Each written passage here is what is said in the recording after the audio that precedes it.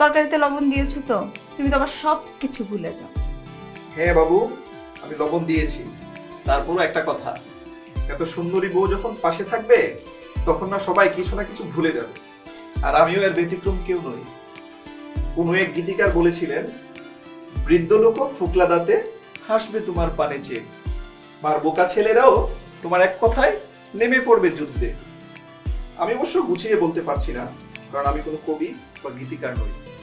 তোমার পানে চেয়ে থাকতে পারবো, কিন্তু কোনো কাব্য রচনা করতে পারবো না।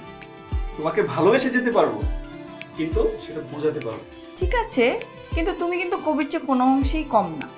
আচ্ছা, তুমি এই কাজগুলো ছাড়ো, এগুলো তুমি করতে পারবে না। তুমি চুলাটা বন্ধ করো, বাকি সব কাজ আমি করছি। না লক্ষ্মী, তুমি তোমার কাজ করো, আর আমাকে আমার কাজগুলো করতে দাও। তুমি টিভি দেখতে পারো, পাশাপাশি অফিসের কাজগুলো শেষ করতে পারো। তুমি এমনিতেই অনেক কষ্ট করো, আবার কেন কষ্ট করবে আমি থাকতে? তুমি সরো, পেঁয়াজ কাটা তোমার কাজ না, কারণ পেঁয়াজ কাটতে গেলে তুমি কান্নাকাটি করে পানিতে একদম ভাসিয়ে দিবে। পেঁয়াজটা আমি কাটছি। ভালো, ছেলেরাও যে কাটতে পারে তা প্রমাণ করার সুযোগ পেলাম। এমনও হতে পারে পেঁয়াজ কাটার অজুহাতে আসল কান্না করার সুযোগ পেলাম। শামীম, এত আবেগ দিয়ে কিন্তু জীবন চলে না, একটু বাস্তববাদী হও। জি মহারানী, সুন্দরী বউ বলেছে কথা, মানতেই তো হবে। জানতাম এমনটাই হবে। তুমি সরো, আমাকে দাও। এসব তোমার কাজ না। দরকার নাই, তুমি দেখো, না হলে আবার তোমার কথা শুনতে হবে। তুমি বসো, আমি কাজ করি, তুমি দেখো। যা বাবা, আমি তো তোমার ভালোর জন্যই বললাম। আচ্ছা ঠিক আছে, আমিও দেখি তুমি কত কান্না করতে পারো। আচ্ছা, কাটো, পেঁয়াজ কাটো, দেখছি।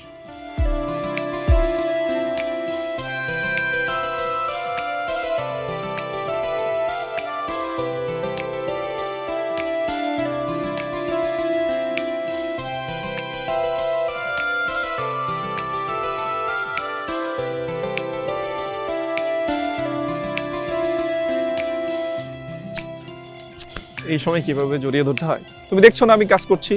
জি, ধরতে হয়। তুমি যেমন এই যে মেয়ে মানুষের কাজ করছো, তাই আমি ছেলেদের মতো কাজ করলাম। বউরা যখন ছাদে বা বারান্দায় কাপড় শুকাতে দেয়, তখন নাকি স্বামীরা পেছন থেকে সে জড়িয়ে ধরে। আর সব পুরুষেরই নাকি ভেজা চুলের গান অনেক বেশি পছন্দ। এতে নাকি অন্যরকম ভালোবাসা থাকে। ও আচ্ছা, তাই নাকি? জানতাম না তো। তোমার জানার কথাও না। যেসব ছেলেরা বাসায় বসে মেয়েদের কাজ করে, তাদের এসব বোঝার ক্ষমতা নেই, তাই তুমি এসব বুঝবে। তাই নাকি? কই, জানতাম না তো। জানবেও না।